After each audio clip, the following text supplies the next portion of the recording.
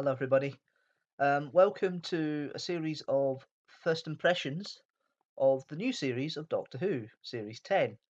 Every week, I'm going to post a video just after the episode is aired in the UK, maybe the morning after or the day after, depends how quickly I can get these things edited and put up. Um, and I'm going to give you my first impressions of each episode of the current series, just my quick opinions, just let you know how I think about it and how I feel about it. So here we go.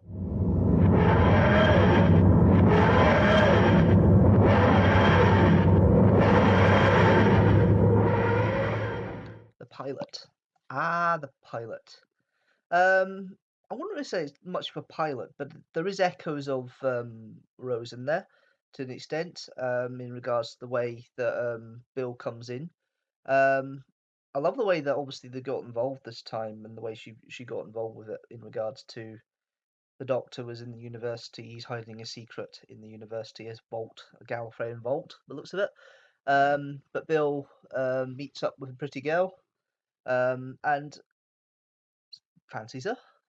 If you don't know already, the press has already made it clear that she's an openly gay companion, and she doesn't force it on you. She just mentioned it as part of passing. It's part of her, and it's put across quite well, actually. I mean, all that press thing about "oh, she's going to be gay" and all that doesn't really make much difference. To be fair, it really doesn't make too much of a difference.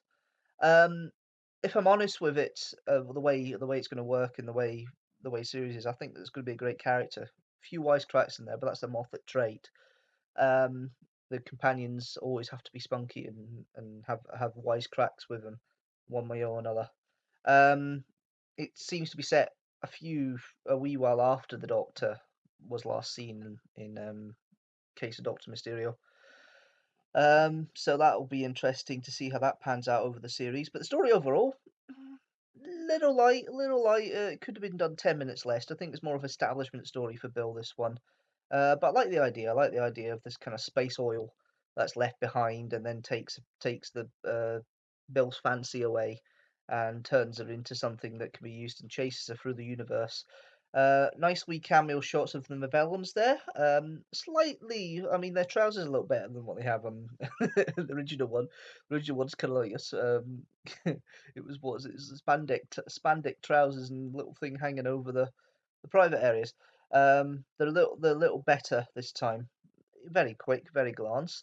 It looks like the Daleks have been kept out the way. They've made their obligatory appearance for Series 10, which the Daleks have to make an obligatory appearance every season, some way or another. It's only the second time the Daleks have been overtly referenced like this. It does include the scene that we saw last year, the special scene that was filmed when Pearl Mackie was first announced. But it was cut down. Some elements were taken out. So I think maybe because we got the elements of her personality through other things. But overall, the story was okay. It was all right. Capaldi's better than he ever was, as far as I'm concerned, as Doctor now, and I really am starting to appreciate the character. And he's a lot warm. He's a little bit warmer. I think Nardal's good to have that kind of bounce off because he's got somebody you can bounce off a bit more and have someone as point of view. And Matt Lucas is great as Nardal. Nice little comic relief at the end of the day. That's all he's there for. Um, I'm excited for next week. The emoji bots look very good. And the little trailer at the end, yes. Um, I'll make one opinion of that.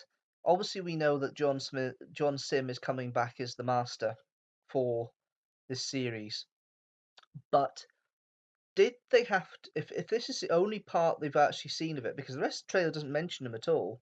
There is blatant regeneration scene you will see in the trailer as well.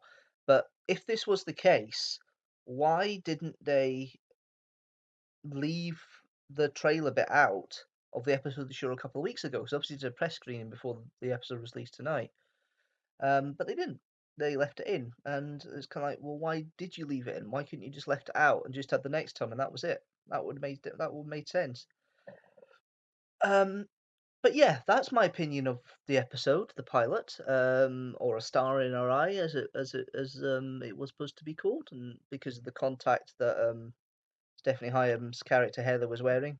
Little star shape on it, the iris, which was really cool. The effects were great anyway, and the water effect, obviously they nailed that down from Waters of Mars years before.